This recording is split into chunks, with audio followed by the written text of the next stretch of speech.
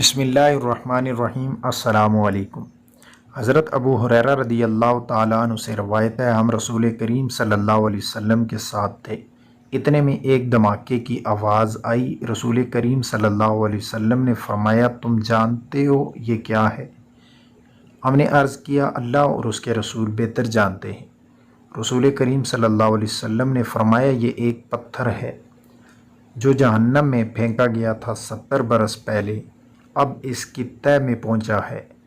رسول کریم صلی اللہ علیہ وسلم نے فرمایا، جب انسان کبیرہ گناہوں سے اجتناب کر رہا ہو تو 5 نمازیں ایک جمعے سے دوسرے جمعے اور ایک رمضان سے دوسرے رمضان تک درمیان کے عرصے میں ہونے والے گناہوں کو مٹانے کا سبب ہیں۔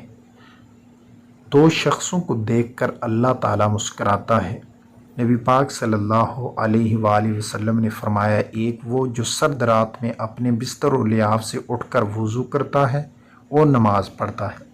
اللہ تعالیٰ فرشتوں سے پوچھتا ہے، میرے بندے کو یہ تکلیف برداشت کرنے پر کس چیز نے ابھارا ہے؟ فرشتے جواب دیتے ہیں کہ تیری رحمت کا امیدوار ہے اور تیرے عذاب سے ڈرتا ہے۔ اللہ تعالیٰ فرشتوں سے فرماتا ہے، گواہ ہو جاؤ، اس کی امیدیں پوری کر دی ہیں۔